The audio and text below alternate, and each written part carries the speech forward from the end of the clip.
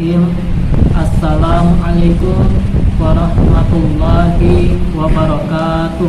Waalaikumsalam warahmatullahi wabarakatuh. Alhamdulillah, alhamdulillahi rabbil alamin. Wassalatu wassalam ala nabiyyina Muhammadin wa ala alihi wa ashabihi wa man tabi'ahum bi ihsanin ila yaumiddin. Amma ba'd. Alhamdulillah, segala puji syukur mari kita panjatkan kepada Allah Subhanahu wa taala atas segala nikmat yang telah Ia limpahkan, atas segala kekuatan, karunia, taufik dan hidayah yang telah Ia berikan kepada kita, sehingga kita masih dapat senantiasa mempersembahkan ketakwaan kita kepada Allah Subhanahu wa taala. Kemudian salawat serta salam semoga senantiasa tercurah kepada suri tauladan kita, Nabi Muhammad sallallahu alaihi wasallam, yang telah memberikan contoh kepada kita bagaimanakah menjadi pribadi yang mulia, pribadi yang memiliki akhlak yang baik. Khuluquhul Quran, sesungguhnya akhlak Nabi itu adalah Al-Quran. Sehingga sudah tentu kita sebagai umatnya harus meneladani beliau di dalam setiap akhlak perbuatan yang telah beliau contohkan. Santri-santri sekalian, kaifa halukum? Alhamdulillah min khair. Pada malam hari ini kita akan kembali menyinggung terkait perkataan Abdullah bin Mas'ud. Perkataan Abdullah bin Mas'ud.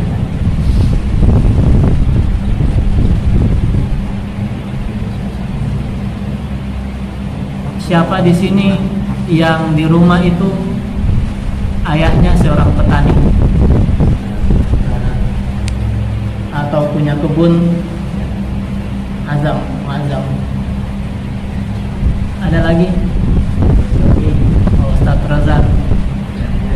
Muazzam Muhammad juga. Muazzam apa? Tanam apa ayah? Abi antum tanam apa? Sawah, jagung sama kangkung. Itu antum bantu-bantu juga nggak pas di rumah? Apa? Iya. Kalau siapa tadi? Muhammad. Abi antum Tanam apa?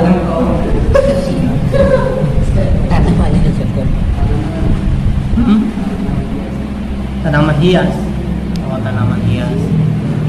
Kalau Ustaz Rozan? Sawah-sawah gitu. Ya, padi, jagung.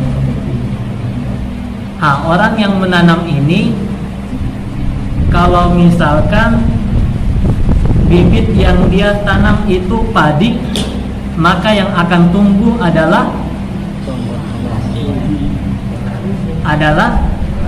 padi.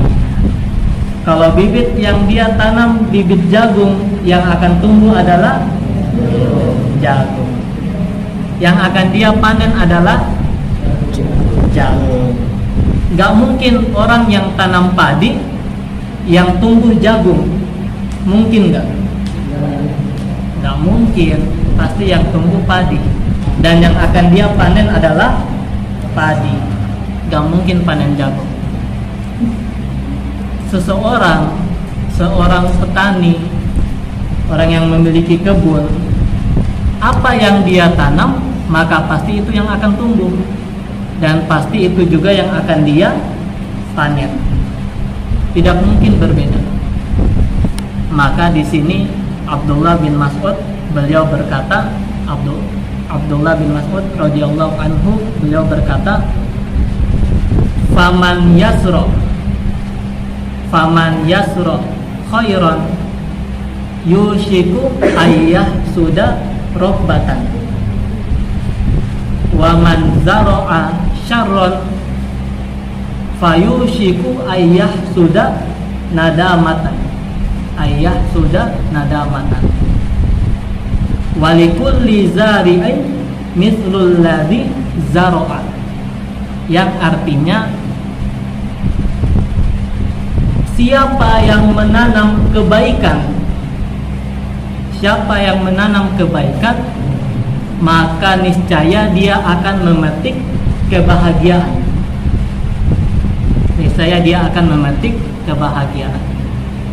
Dan barang siapa yang menanam kejelekan, keburukan, maka niscaya dia akan memetik penyesalan. Sungguh setiap orang yang menanam akan memanen apa yang ia tanam. Maka santri-santri sekalian yang semoga dirahmati Allah Subhanahu wa ta'ala, kita dalam menjalani kehidupan, terutama bagi kalian yang masih di usia belia, maka sudah sangat harus bagi kalian dan kita semua untuk memperhatikan dengan baik perbuatan yang kita lakukan. Baik perbuatan kita untuk diri kita pribadi, baik perbuatan kita yang hubungannya dengan Allah Subhanahu wa ta'ala, dan juga perbuatan kita yang hubungannya dengan orang lain.